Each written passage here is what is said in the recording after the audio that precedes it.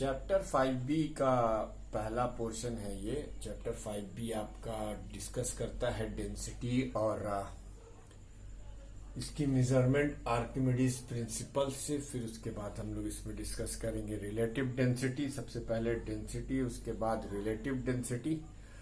Relative density के बाद हम लोग डिस्कस करेंगे कि कैसे ये आर्किमिडीज के प्रिंसिपल से एक्सप्लेन होता है। ठीक है, तो सबसे पहले हम डेंसिटी के बारे में बात करेंगे। देखो, डेंसिटी कैसे मेजर की जाती है, सबसे पहले तो ये हमें समझना चाहिए। How I will understand the technical term density. Density actually distribution of particles के बारे में बात करती है।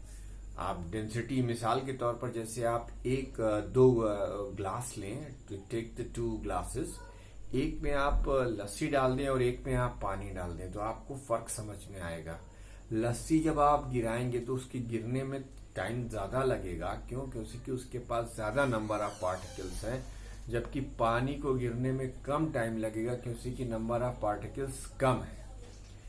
तो एक तरीका तो ये हुआ डेंसिटी को समझने का। फिर आप मिसाल लीजिए, दूसरी एक इम्पॉर्टेंट एग्जांपल आपको मैं सामने रखना चाहूंगा यहाँ पर डेंसिटी को लेकर। डेंसिटी के बारे में आप ये भी कह सकते हैं कि जैसे आपके पास एक 1 किलोग्राम का बॉक्स है, दूसरा भी एक 1 किलोग्राम का बॉक्स है। आपको पता है कि 1 किलोग्राम के बॉक्स में आपने जो 1 किलोग्राम का एक बॉक्स है वो आयरन का है, और दूसरा जो 1 किलोग्राम का बॉक्स है वो वुड का ले लेते हैं। तो आप जब 1 किलोग्राम आयरन को देखेंगे तो आप सब्जी बेचने वाले के पास जो तराजू होता है उसके पास भी देखना होगा। लेकिन अगर आप 1 किलो की लकड़ी का गुटका लेंगे तो वो काफी साइज में बड़ा हो जाएगा। वजह क्या है? क्योंकि आयरन के कॉन्स्टिट्यूएंट पार्टिकल्स यानी खुद आयरन के एटम्स पास होने की वजह से वो समेटकर एक जगह पर हो गए, जबकि वुड के पार्टिकल दूर दूर हैं। तो इसका मतलब डेंसिटी डिस्ट्रीब्यूशन ऑफ पार्टिकल को मेजर करती है।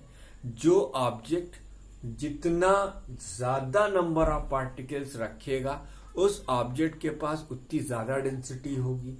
जो आप नंबर ऑफ पार्टिकल्स कम रखेंगे उनके पास कम होगा। ठीक है, ये तो मेरा तरीका हुआ समझाने का। मैं डेंसिटी ऐसे ही लोगों को एक्सप्लेन करता हूँ 9 से लेकर MSc तक। लेकिन अब अगर हम आपकी किताब की बात करें तो देखिए, हम आपकी किताब में भी जो लिखा हुआ है उसे मैंने व्हाइट बोर्ड पर लिख रखा है कि डेंसिटी की डेफिनेशन ये हो सकती है to explain that equal volumes of different substances have different masses. Equal volume, वही जो हमने दो बक्से का एग्जांपल लिया, कॉटन का और उसका। तो to explain that equal volumes of different substances have different masses और equal masses of different substances have different volumes, we used a term called density। तो density actually number of distribution ही बताती है, particle के number of distribution ही बताती है। तो density of a substance is mass per unit volume, कि एक पार्टिकुलर यूनिट वॉल्यूम में कोई किसी सब्सटेंस का कितना मास कंटेन कराया जा सकता है इसे हम डेंसिटी के टर्म से समझते हैं। चलो मैं तुम्हें एक और एग्जांपल देता हूं। तुम्हारी अपनी बकेट है, बकेट देख रहे हो, बकेट में वाटर की डेंसिटी होती है 1000 किलोग्राम पर मीटर क्यूब। अगर आप एक क्यूब लें जिसकी हर साइड 1 मीटर की हो और उसमें आप पानी भरें, तो 1 मीटर क्यूब का अगर आप वो बॉक्स तौलेंगे तो उसका वजन आएगा, उसका वेट आएगा 1000 किलोग्राम।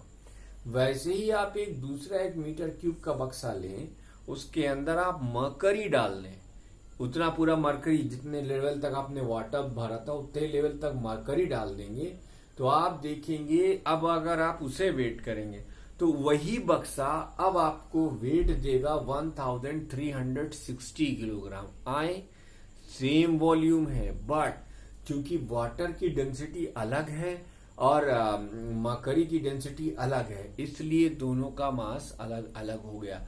तो इक्वल वॉल्यूम में डिफरेंट मासेस को एक्सप्लेन करने के लिए भी हम डेंसिटी के टर्म्स का इस्तेमाल करते हैं। डेंसिटी की एक सीधी सादी सी डेफिनेशन है कि how particle distributed in a particular substance is measured by its density।